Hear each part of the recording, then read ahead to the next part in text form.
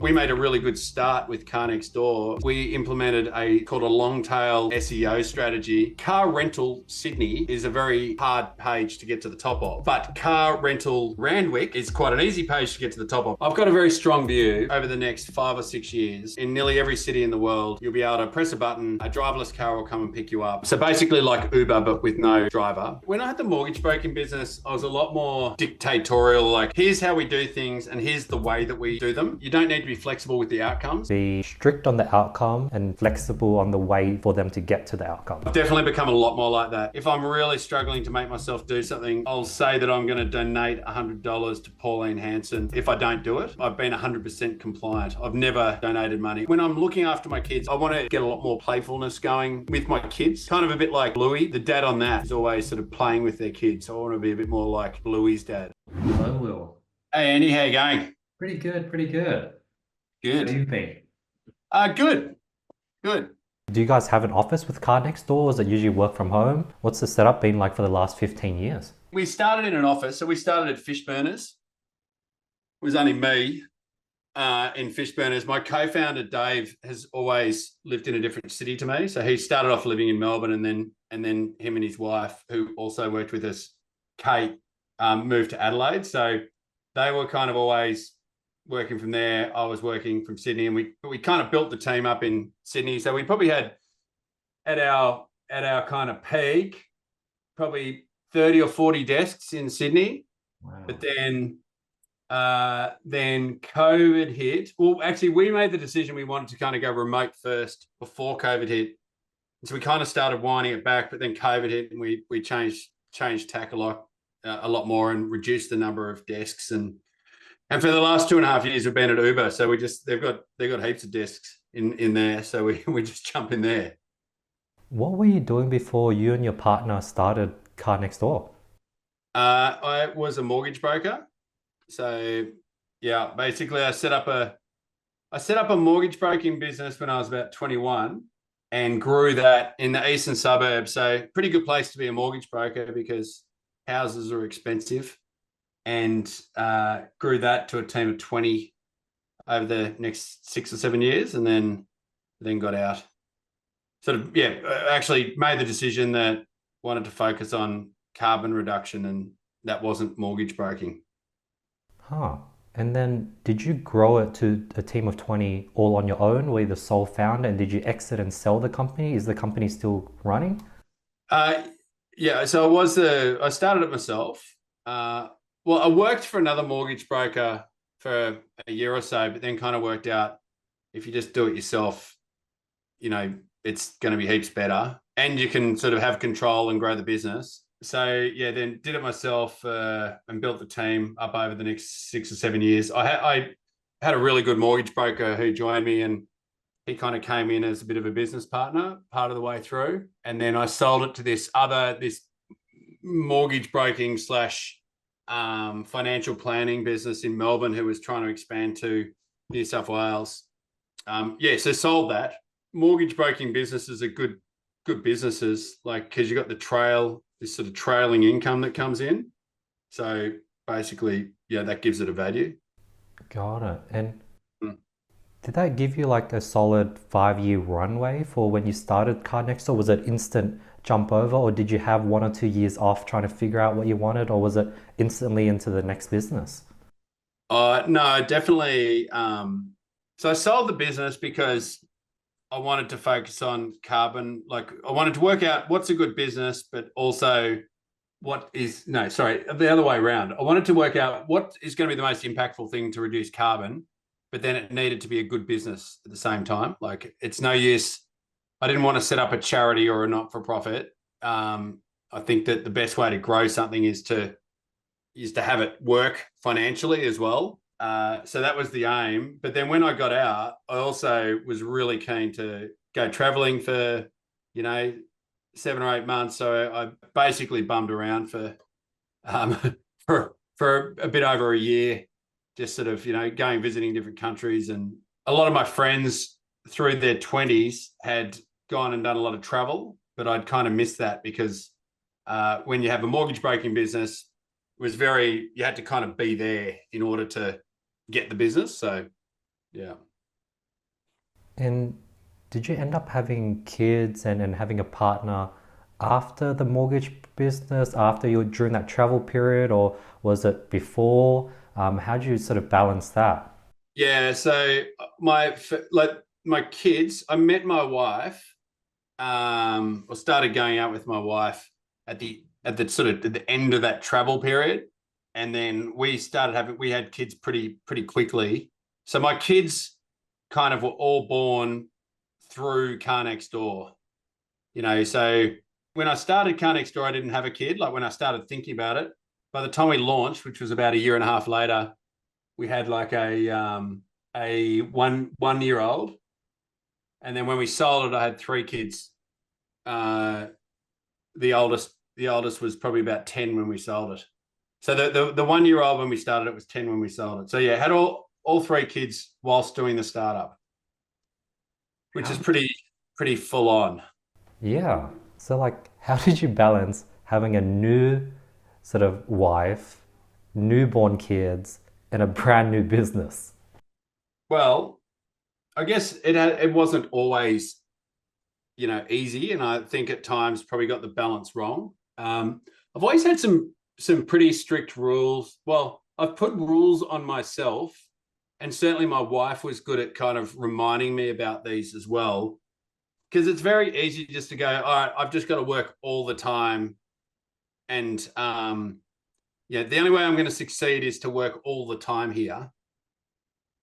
But if you do that, you just end up you know, having no other life, you're burnt out. Your ideas are probably pretty shit that you're coming up with because you're lacking the quality. So I think that if I work more than 55 hours a week ish, 55 to 60, that's not sustainable for me anyway. So how I would kind of do it is I'd work solid hours, but I would put rules on myself like I'm only allowed to work late 2 nights a week, and for the other 3 nights a week, I have to finish at 6, and that's it. So got a bit of flexibility to do some big nights, but basically I can't just do it every night. And I'm only allowed to work, 2 weekend days per month. So 2 out of 8 weekend days I'm allowed to do work, and the rest of it I'm not allowed to. And I've had this kind of long-standing.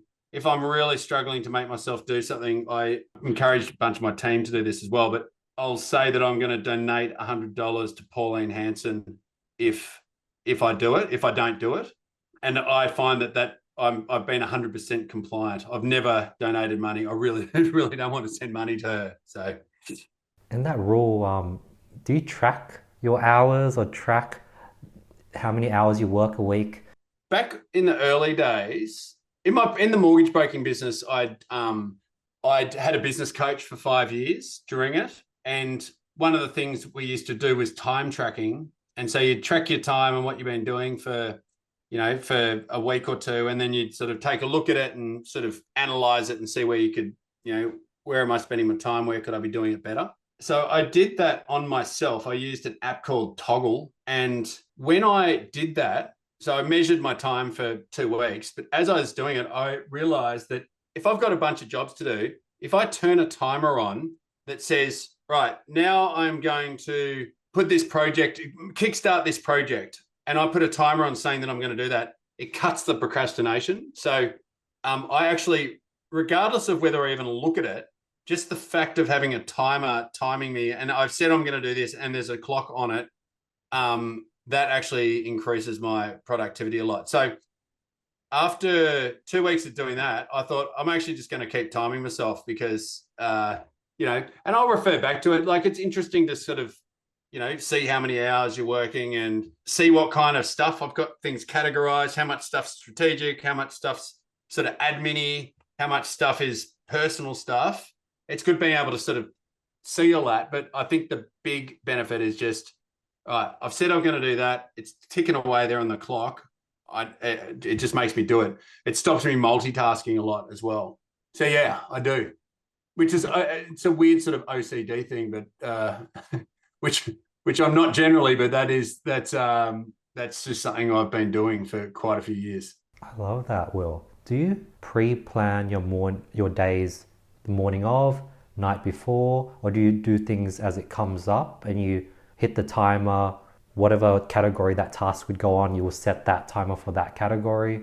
I guess from my business coaching that I did back in the mortgage broking business, became a very big advocate of planning, and I've kind of, so what I'm doing now, what I've done for the last 6 or 7 years, and we kind of share best practice at work with these other people who are really interested in this at work. But effectively what I do every week, so I use Asana, which is it's like a project management tool or a task tracking tool. But every week we've got all these different inboxes. So for me, I've got email, LinkedIn, like you reached out on LinkedIn, text messages, WhatsApp, Facebook Messenger, the personal email, voicemails. So that's all the categories. That's some of the categories. So basically, the first thing I do is I go through all of those inboxes for the last week and clear them, or Slack as well. That's the big one, and clear them all. And if there's any tasks that come out of that, I don't do the tasks at the time, but I'll add them to the to-do list. So once a week, yeah. Oh, okay, I was going to ask, do you do that each morning, each night? But No, this is once a week, and it takes me a few hours every week to do this whole thing. But so yeah, on the beginning of the week, end of the week, weekend? I do it on Monday morning, Got it. first thing on Monday morning. Yeah, I'm not a big fan, like the idea of I don't want to work on Sunday night. Like, it's like the weekend. So basically, I clear all the inboxes and collect all the jobs that I need to do. And then I've got it all on one big that's just on one big list now in Asana. So everything gets forwarded through to Asana. And then the other part of that is, like, at any given time, I'll have, I don't know, 5 or 6 projects that I'm working at. I'll go through each of those projects and say, right, what do I need to do this week to move that project along? And I'll add those. I'll sort of create tasks for that as well, and then add that to the list as well. So I kind of end up with a list of 20 or 30 things from everywhere, but everything's in one spot. And then once I've done that, I'll then prioritize them. So I go through and I go, right, well, which is the most important thing? So I end up with a prioritized list on Monday morning. And then once I've got that list, some of the things I might put into my calendar, like, I need to do it at that time because it's time sensitive. But basically, I get to the point after a few hours where I know exactly all my inboxes are clear. I've got no anxiousness that I've missed anything. And I know exactly the order that I should be doing things in. And then I basically then just go hell for leather working through my list. And then the only problem with that is I did have I got some feedback a few years ago saying, well, what happens when things come during the week? So I've kind of got 2 or 3 times during the week where I put a little, 15-minute slot where what else has just come in over the last few days? It won't be a thorough thing like at the start of the week, but what's come in that I need to reprioritize, and I'll move it up, and if I need to be a bit more reactive on stuff. Yeah, I was going to ask, like, what happens if an important email comes in on Tuesday? And I guess that's the solution. Throughout the week, you would sporadically, quickly just skim through things, and if it's not important, you would leave it there for the actual Monday to organize. That's exactly what I do. So if something comes through and it's like, oh, that's cool, I'll leave that until Monday, the next thing. But if something comes through, it's like, all right, you got to do that straight away, or that's really high priority, then I'll turn that into a task on Asana as well. And then it'll now sit as number 1 or 2 on the list ahead of a bunch of other things. Got it. So, yeah. So I guess that built on just a lot of learnings about things that I've missed over the 2 other inboxes, actually. Your calendar, your calendar is another inbox, so I'll kind of go through my calendar from the week before and see, right, did I have any meetings that I actually need to add in, that mean I need to add in a task that I haven't thought of. And then you look at your calendar for the next week and go, right, well, is there any meetings that I need to prepare for that I should add a task of? So that's another one. That's amazing, Will. And Will, how do you go about prioritizing things that might not need to be done now, but then as time goes on, it becomes more important. Like, for example, let's say you've done research and tap water is bad, buying a tap water filter for your family, or wanting to look for a cheaper Slack alternative for all your company. So all of these things you don't necessarily need to get done now, this week, in the next 6 months, but if you can get it now, you're sort of missing out on opportunity cost and the benefits of sort of doing it now. Yeah. I mean, that's kind of the thing with priorities is if you take any task or project in isolation, I mean, if it's on your list, there's a reason you're wanting to do it. You're wanting to get your tap water filter because it's going to make you healthier, or you're wanting to make this enhancement in your product, in your platform, because you think it's going to get more, it's going to make the user experience better. There's always a good reason. So the whole it's frustrating, but the whole point of prioritizing is to actually line those things up against each other, and you get the context of the other things, and then you're actually making trade-offs. So it might be that you go for 2 years without getting your new filter on your tap because you've just had other things that have always been more important when you sort of lay them against each other. I mean, because effectively your options are to either do something or don't do something. Like decide, all right, fuck, this tap water things would be really good, but I'm just not going to do it because, or to get more people, like to delegate it and get more people in the team so that you can do more things. Like, that's assuming that you're being as efficient as you can be.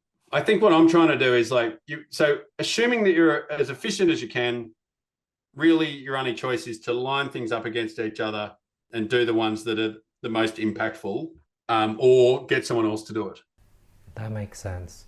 And you talked about sort of sharing best practices with your team.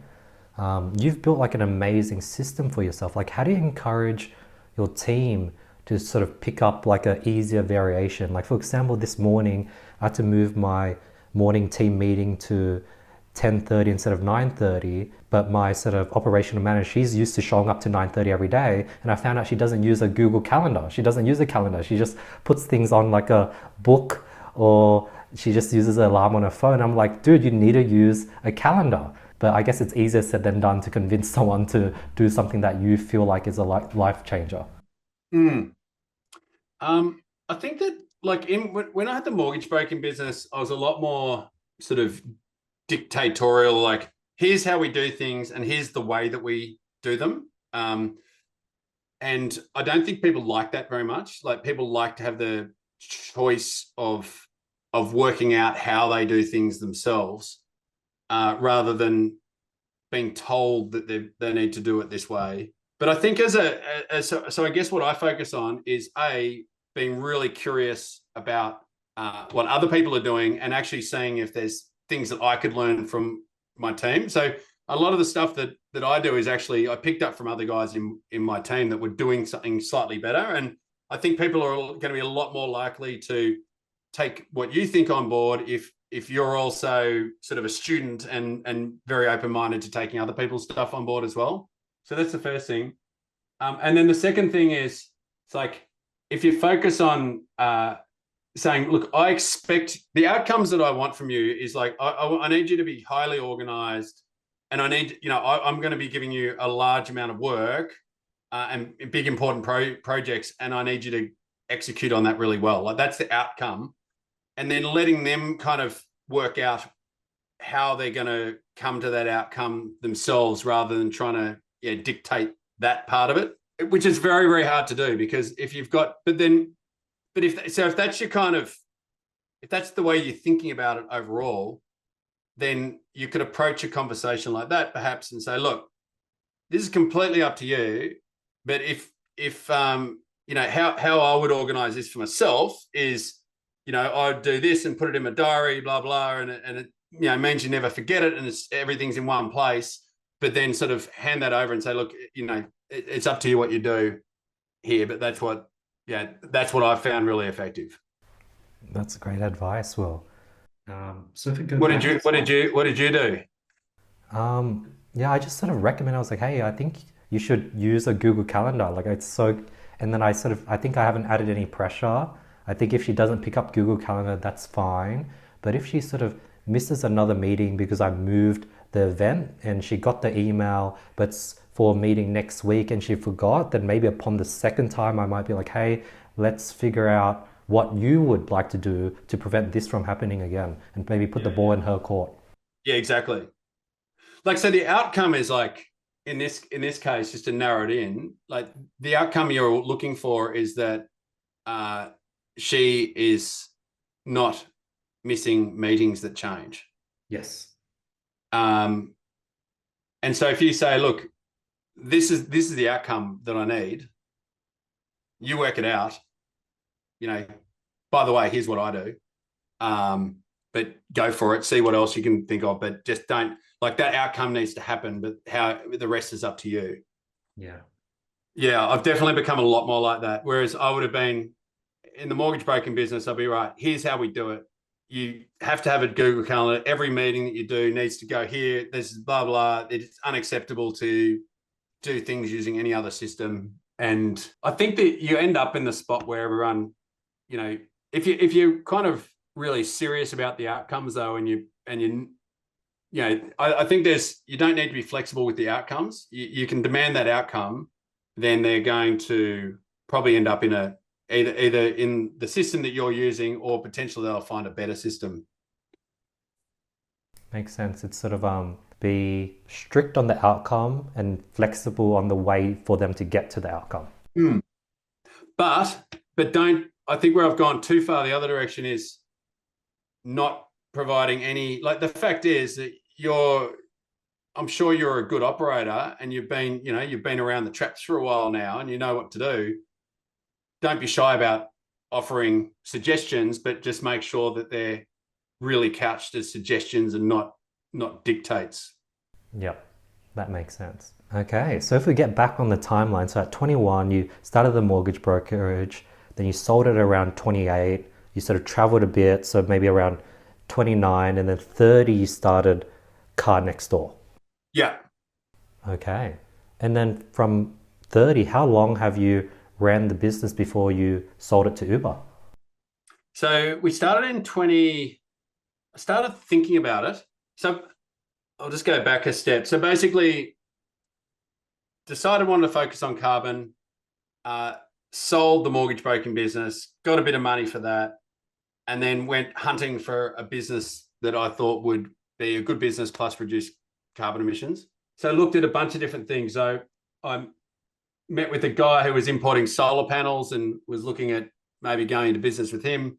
I set up an aquaponics kit on the roof of on my balcony of the apartment that we were living in. You know what an aquaponics is, where you breed fish in a tank, the fish poo, the poo fertilizes you see grow lettuces and tomatoes and stuff, and then that cleans the water, and then you put that back in the tank. So you're kind of creating this closed loop system where you and kind of worked out how hard that was going to be. But then I'd also been a car share user. I'd used GoGet for quite a few years, and liked what they were doing, but it just seemed a lot more efficient to be using cars on the street, that you're walking past to get to the GoGet rather than having to walk a kilometre to get to a GoGet car. So did a bunch of research trying to work out if this was going to work in Australia. And then in I think it was like July 2011, made the decision that, all right, I'm just going to go hell for leather on this. I know all the information I know about it. We're just going to have to make a choice. It's like at the end of the day, I think a decision like this to set up a business that hasn't really been done, it kind of has to be an irrational choice at the end of the day. You're never going to get all the data you need to be able to make a fully, a proper investment decision. So that was July 2011. So then the four things, I think it was four, that I needed was we needed a platform, like a computer platform, insurance, and then we needed borrowers to use the cars and owners to provide the cars. So went hunting, started that process then. And then that took a year and a half. So we didn't launch until Christmas Eve 2012. So, nearly a year and a half after that. The big thing that slowed us down was the platform. We had to kind of, I roped in my mate, Dave Trumbull, who'd been a developer at Macquarie Bank for the last 10 years. And so he became the CTO. And we thought, all right, let's start off with this by using a third-party platform rather than building our own right from the start. And so we hunted around the world and found this third-party sort of platform that you can use for car sharing in Canada, but they weren't made for peer-to-peer. They're only made for if you own all the cars, you could use them. So they kind of said, no, but we'll make a peer-to-peer sort of part for you. So we ran on that for the first year, but it was kind of horrendous because it was just clunky. That none of our bits worked very well. It was extremely manual. And so after about 6 months, we're like, all right, this is actually working quite well. Like we're getting people using it, but our platform is horrendous. So Dave and another developer that we hired by that stage then started building the platform from scratch. But the great thing about using a third-party platform, I guess an equivalent now is like even like a bubble or something like that, like something where you're sketching it out and you can do it really light, is you work out what you really need really cheaply rather than building like the full scale version of something that then you've actually got, it's all wrong, and you've got to sort of, you build all the detail, but none of it's actually needed. So I really like the idea of using a third party platform or using like a bubble. I don't know what they call those things, but like a prototyping sort of platform that works, but doesn't scale well, but it works. And then going from there. So I have like zero technical experience. I'm working with 2 developers, but I've always had a thought, like if I really wanted to sort of take development serious and bring on a CTO, do I go ahead and pay like a C-suite level salary, or do I bring in someone that's willing to sweat it out for equity as I'm doing? What has been your experience, Will? In my case, like Dave, I went to university with Dave. We were really, really good mates. And so I had a high level of trust in him and I knew he was very smart, and he just happened to be an extremely, good technical developer. And so, and we had very similar interests and goals that we were trying to achieve. So, it was a very, very good match for us, but I recognize that a lot of people aren't going to happen to have someone like that in their life. But I think that, it definitely would have been, if I don't think I could have, I definitely couldn't have pulled it off without someone, with Dave's kind of technical skills. Would have been, and to have them just as an employee, I think would be hard because there's just that chance that they're, it's heavy chance that they're going to leave. Like I'd be a strong advocate for people, if you've got someone who's like more the businessy, front-endy type person, and then someone who's more programmer, back-endy systems type person, I reckon that's a really good combo. And that's certainly what Dave and I were. But I think with these programs, like with Bobble, the level of, even if you do have a techie type person who can program, they should be using that as well to start with. Like, rather than getting 4 or 5 people in the business, like flat out programming, just work out the cheapest, quickest way to get something up that you can get in front of people to see what it's like, rather than over investing in, or rather than investing in anything more than you have to. Interesting. Yeah. What's your business? So we have an education company called studying.com. We've built our own sort of LMS, sort of like an educational sort of platform. Right now I only host my own course on it, and that sort of funds everything. And my course teaches people how to start an online e-commerce business, how to build a Shopify store, run ads, source products. So I sort of just built a product for myself as a teacher, and maybe later down the line, other teachers would want to host their course on studying.com. Yeah. Okay. Cool. And have you done that? Like, have you built that on like a third party, or software as a service or a bubble or something, or what's the? So we have two developers, one from Philippines, one from Egypt, and they've built it from scratch. Previously, I used to host my course on other LMS, other sort of software platforms, but they just didn't have the gamification features I wanted for my students. So we sort of built it from scratch. Yeah. Okay. Yeah. Yeah, Right. Well, now that you've done that, it's a bit of a different. Yeah. Providing it's easy to keep. Is it easy to keep building and iterating on, or Yeah, like it's starting to get slow now? so like it took us like probably, a year to build and then a year to just clean up and fix bugs. Now it sort of works as is. And I'm sort of questioning like, do I sort of divert the manpower towards building out a CRM that I've wanted to build out for just my own sales? And like I've used Salesforce and HubSpot, but it's just not what I want.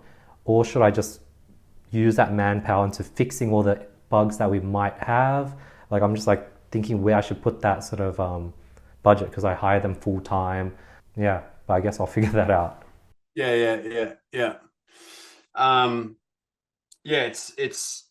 It's a different story once you've already got something up and going, because it's you've now got this sort of legacy sunk cost that you've put into it.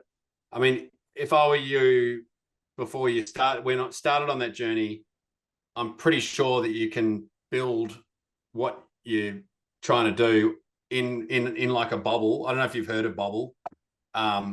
It's basically like it's already got components already with the code already built into it, and you basically layer the components onto each other rather than needing to. So you don't need to be a developer to do it. You're just layering the functionality on it, and it builds it like that. But I think it does. As you start to scale up, it starts to fall to bits, and you need to build it properly. But at least then you know what you're doing. But there's also ability to probably build add-ons. Like, so the CRM that you're thinking about could potentially be built in Bubble on the side, which means you could do it over a few days rather than having to spend 6 months doing it. And then you just feed through using APIs to your regular platform. Yeah, and I think Sounds like I'm on the marketing division of Bubble, but I think it's a very interesting. I think it's a very interesting product, like products like it and like it. Huh. Do you think so? Like a product as complicated as sort of car next door, where you sort of have the drivers and then the customers, and you need to connect them, and there's like figuring out like the map of showing where the car is. That can be built on Bubble. I suspect so. Yeah. wow. I think that I know that there's other peer-to-peer, like basically we're a peer-to-peer marketplace, and I know of other peer-to-peer marketplaces that have been built on Bubble, and they might not have the GPS sort of angle and stuff like that, but I'm pretty sure that you could build that functionality as well. Where it might become hard is like once you're starting to do thousands and thousands of bookings a day, it won't handle the volume. So, but that's a good problem to have. Mm-hmm. Yeah.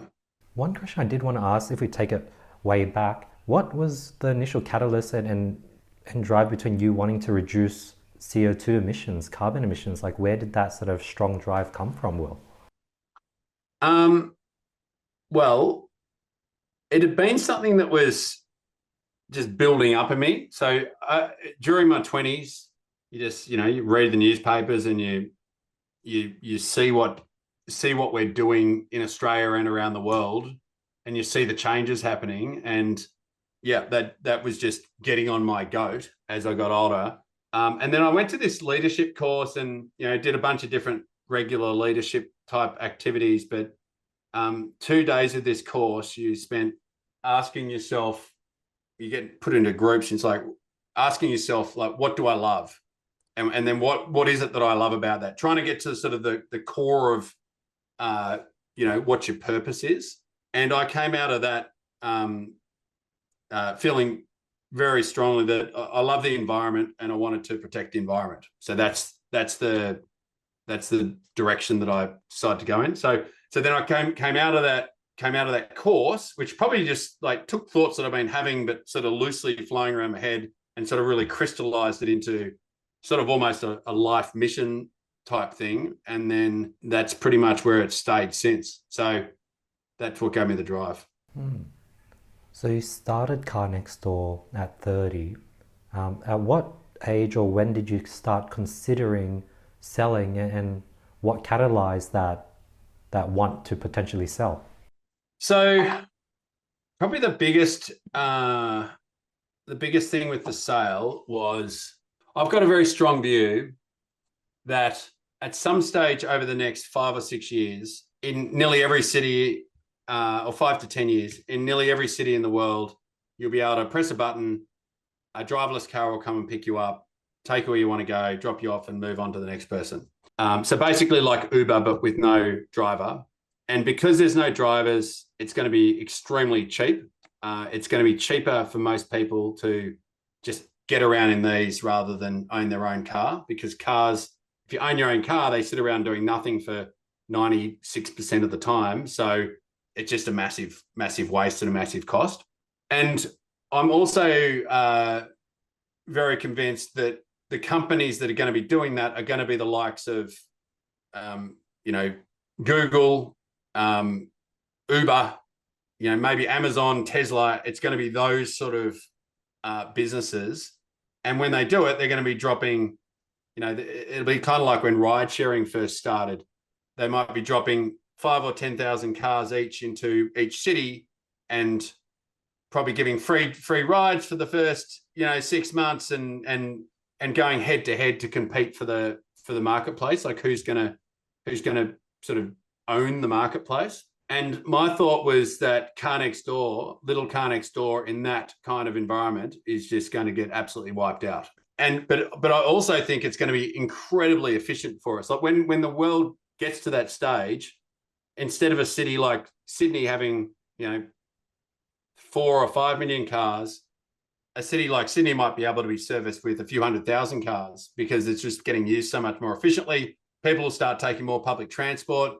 There's also going to be driverless buses taking bigger groups, in different directions. So I think it's going to be an amazing thing, but I thought that we'd be really struggling. So if that's my kind of long-term outlook, then it makes it hard to kind of like, it just became a very good idea to look to partner with one of these bigger guys rather than just think that we're going to become one of these massive driverless car platforms.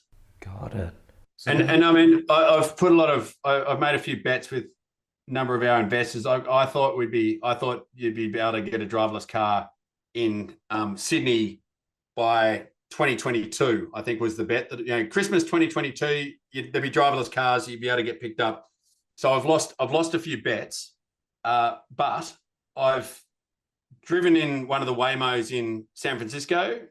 So there are driverless cars driving around San Francisco, which is a complicated, hilly, up and down, sideways city, and they're amazing. Like they work. So I think it's the technology is kind of now there.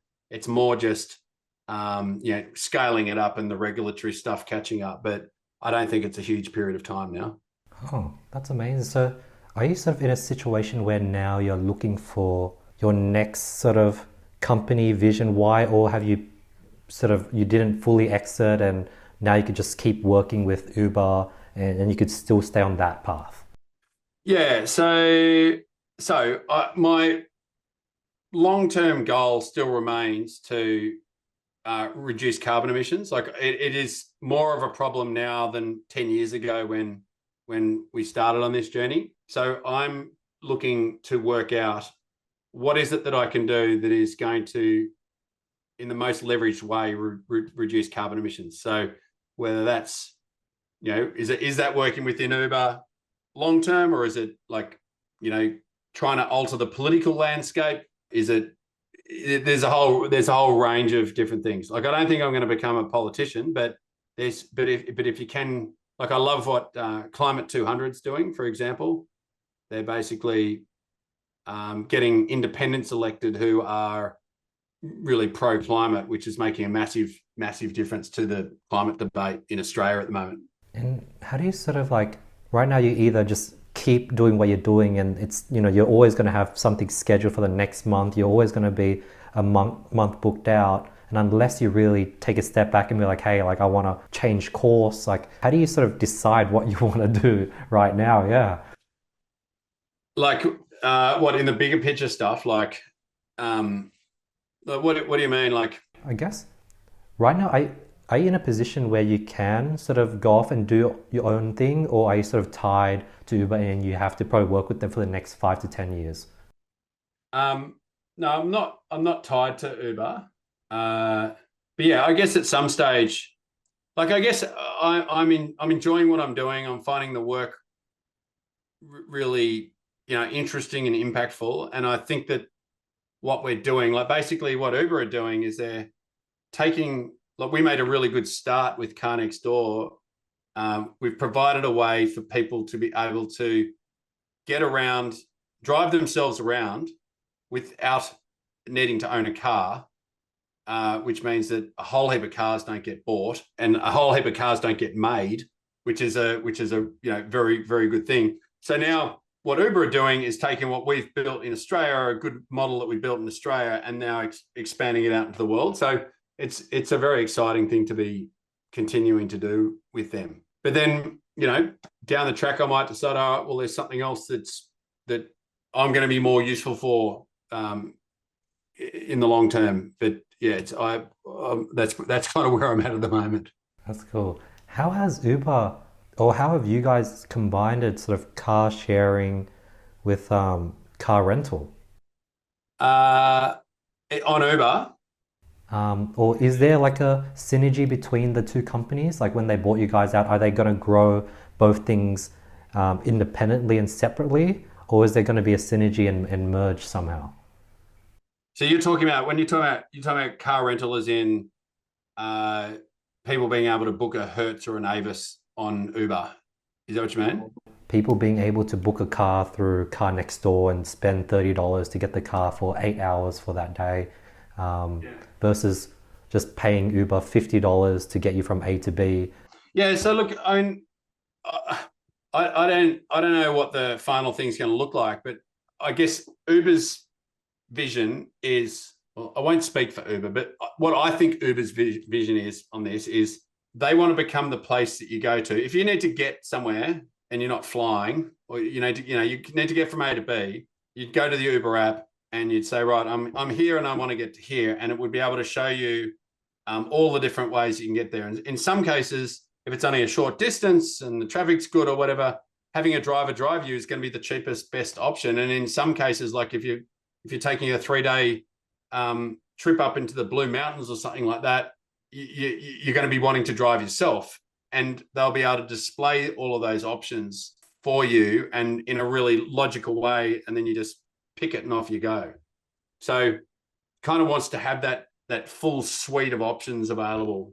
I have some friends in San Francisco. They're heavily into Get Around, Turo. They have a fleet of 30 cars. And I remember them talking about a program that Uber had where you can rent out your car to Uber for maybe $500 a month, and they'll then let drivers use your car. And like there was a program like that of sorts. Yeah. I mean, that's another direction that, because there's a lot of people who probably would like to drive for Uber, but they don't own a car, or they don't want to own a car. So another application is someone could rent an Uber Carshare car from our side of the business, and then use that car to do ride sharing, to drive for Uber. So yeah, I reckon that's another application of what we're doing as well.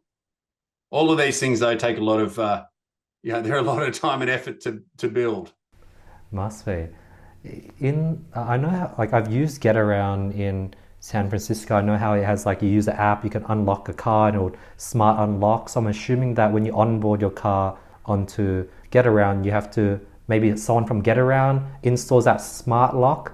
Is there a feature like that for Car Next Door? And do you guys have technicians that go out to do that for cars? How does that work? Yeah. So, I mean, how we did it historically, did you ever use Car Next Door? I have not yet, but I think I've been on the website. You guys had the lock options where you could have a lock key and then you could put in the pin and you can open up and get the key. Yeah. Yeah. So how we've done it historically is, yeah, lockbox on the side of the car and a GPS in the car to measure the kilometers. And that's kind of really easy, but I guess a lockbox is a bit clunky. So we have another system which is becoming the predominant system where we install a device in the car and then you walk up to the car, unlock it with your app, and then the key's in there, and then off you go. So yeah, that's the direction we've been moving in the last 4 or 5 years. Like before Uber bought us, but it's being accelerated now. And I guess you then had to build out a new team of technicians just for that, right? I guess. Yeah, I mean that becomes where the team's focused on, but we'll probably try to use third-party systems rather than trying to build everything in house. Build a system like that in house. I think that other car sharing companies have tried to go down that direction, and I don't know how effective it's been. So yeah. Makes We sense. kind of look at what's there in the market and then work out who we're going to partner with to put stuff in the car, like who we're going to partner with to handle the keys and the unlocking in the car. Makes sense, yeah. With my friends in San Francisco, like the business model for the car fleet, where they'll tell me, you buy a car for 10 grand USD, you put it on Get Around, it'll make around $500-600 a month. Maybe after fees and after things, you might get $400. So you're making a 4% return per month. So that means over 12 months, each year you're making like a 50% return. If your car does get written off, you can then claim insurance and get the whole 10K back. And it just felt like a no-brainer. Does that model also translate to Australia yet? Yeah, I mean, so I've got 30 cars. Me and a few other guys have got 30 cars on the platform, and the reason I did that is because I think that there's actually a very good model for people to buy a bunch of cars, put them in smart places where they're going to get booked, where demand's high, and then get booked out. But we're certainly getting a very solid return on that. So, I mean, after all, for our business, after all of the costs, like your accounting fees and the whole rigmarole, ending up with around about and after depreciation of the car, looking at around about 20 to 30% return a year. So it's actually a very, very solid return on your money. And we've got like quite a large number of owners have 5 to 150 cars on the platform. So there's a lot of people using it as it's very hard to get into property to like buy a house and then rent that out. You need millions of dollars now, whereas you can, as you say, buy a car for $10,000, and providing you're smart about it, you can do very well. I can imagine how if someone had 30 cars, that'd be their full-time job. They'll have to figure out cleaning, even if they sort of outsource and make things simpler, like there's parking tickets, figuring out how have you been able to manage 30 cars on top of being, the CEO of this company? Like get a really good assistant. So I've got a person in the Philippines who is amazing, and she basically does everything. So I would spend 20 or 30 minutes a week on that fleet, and I'm the only one out of the investors spending any time in it. So it's very, very low maintenance, providing you've got a good person helping you. Huh. Yeah, because there's a lot of small but important jobs that you need to do all the time. Like you got 30 cars that you need to check that they're clean. I mean, you're not going out to the cars, but you need to be sort of checking the reviews and stuff like that. And you got mechanical issues that are going to happen, and cars that are getting damaged, and you got to go and get them fixed, and you got to get them registered each year, and you got to take them to the mechanic or get a mobile mechanic out to the car. You got to get them cleaned. Yeah, there's just lots of different things you got to do. If you've got someone good to do all of that, it's actually, a very good business. If you're trying to do all that yourself, it's that's not the way to go, I don't think. How have you managed the bringing the cars into the mechanics, getting it clean, having organizing cleaners? Like you'd need someone in Sydney, like on the ground doing that, would you? No, mobile, so because so we've got one mobile mechanic in each city and one mobile cleaner, and so they'll go to the car.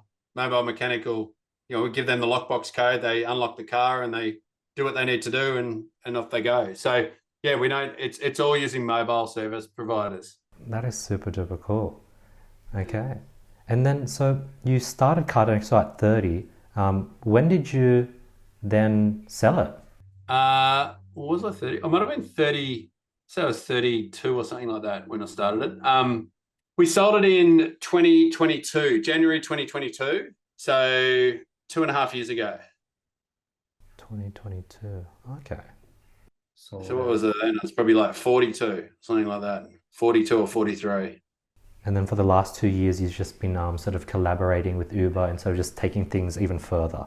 Yeah, so it's kind of like, I guess for Uber, this is just the start of the journey. Like they've bought us, and now they've got massive hopes and goals for what we're doing, and so been working very hard for them for the last few years. I was watching this YouTube video on different platforms like Amazon, Uber, and the difficulty between balancing the customers versus like the merchants. So I guess in this case, the people renting out the cars versus the people paying to rent the cars. Yeah, how do you juggle that balance? Because I guess you need it always matching. You're only able to get the split. The renters want to make as much money as they want. The people hiring the cars want it to be as cheap as possible. Yeah, how have you managed that balance? It is very tricky, but I think part of it is actually kind of keeping it simple. So what we did at the start was we only launched in Bondi. So we got our 25 cars in Bondi and we got our borrowers in Bondi. We just focused everything on one suburb, and you could kind of see. So that's one way of sort of doing it for that first stage. But then as it gets bigger, I think probably the principle would be more like have a really good system that gives people flexibility to change their pricing themselves and to play around with it themselves, and then work hard on trying to fill both sides of the marketplace, like get your supply and get your demand of the marketplace together, but then try to then step away and as much as possible let people make choices themselves, rather than trying to control too much. I think if you become too prescriptive, then you can kind of cause market failure. Like if you're kind of like, all right, cars, your minimum price has to be $50 a day, rather than just if someone wants to put their car on and they want to earn $25 a day, let them do it. So we've kind of tried to sort of steer clear from it as much as possible. As we got bigger, we tried to steer clear from trying to control it, more as just sort of being a good platform, getting as many people in, and then just sort of letting them go at it. But then as you get bigger, you can start to, and you get better analytics, you can start to go, okay, we've got a lot of cars in Dulwich Hill, but they're not getting used very much. So let's focus more marketing efforts in Dulwich Hill to get more new borrowers into Dulwich Hill. And so we started doing sort of more targeted campaigns. If we had areas where we didn't have enough cars but too many borrowers, where we'd focus on getting so I guess it's like trying to work with the marketplace to make it stronger where there's disbalance in the marketplace. So in summary, have a good product, get out of the way, and just sort of let it happen as much as possible, but try to assist the marketplace by topping up the areas that are undersupplied out of the or underrepresented out of the supply and demand. You mentioned marketing, and I loved your presentation at Blackbird where you talked about how you just started in the Bondi markets, then you did those super cool like Texter door-to-door pamphlets. Did you mention you tried a TV ad? I don't know if maybe I remember incorrectly, but how has your marketing evolved from like sort of starting up to where you're at now? Do you guys have you guys transitioned into relying and using an agency, or do you guys still do the marketing in-house? How's marketing evolved over the last 10 years? Well, I guess we went from in that first sort of period of time, we're trying a whole bunch of different marketing. So, we, as you mentioned, we had a stall at the farmers markets. We're doing letterbox dropping. We were creating flyers from the owner that we were then putting out next to them. And then as we got bigger, other things start to become more, more scalable and useful. So we worked really hard on, so as we're kind of in the mid stages before we sold to Uber, we had a PR agency, and we would get a lot of PR. We would be in the news in some way or form 4 or 5 times a month. And I think that builds a lot of, just recognition and word of mouth. As your user base gets bigger and bigger, you've got more people just telling other people about it. So we tried to foster referrals as much as we could. As you get bigger, it made sense to work more on SEO. So when you're only in Bondi, it's not really worthwhile optimizing your site to get to be up the top of the list for car sharing, because you're only in one suburb. So it's a lot of money to spend. But when you're everywhere in Australia, it now makes a lot of sense to spend a lot to make sure that you're really well optimized. So we implemented it's called a Long-Tail SEO strategy, where we made pages. I'll just give you an example. It's easier. So you can car sharing or car rental Sydney is a very hard page to get to the top of. But car rental Randwick, just one suburb, is quite an easy page to get to the top of, because there's not many rental car companies in Randwick. We were one of the few companies to have any sort of supply in Randwick. So what we would do is we would make a page, car rental Randwick, and we would list only the cars that were on our platform in Randwick. And then we would do that for every single suburb that we had a car in Australia. So we would have had, 4,000 pages, one page for every suburb.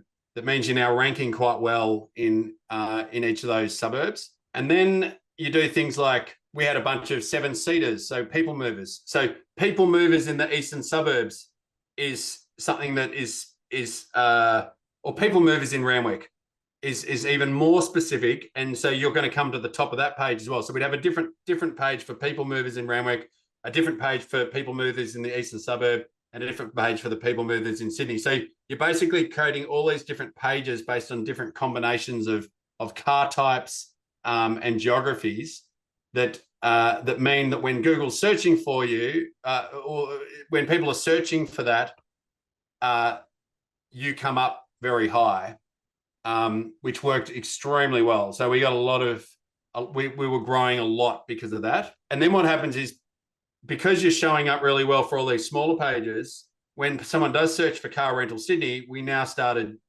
going really well for that as well, because we had all these other pages supporting it, which people were getting value out of. So that long tail SEO strategy was something that really, really helped us as we got bigger and bigger.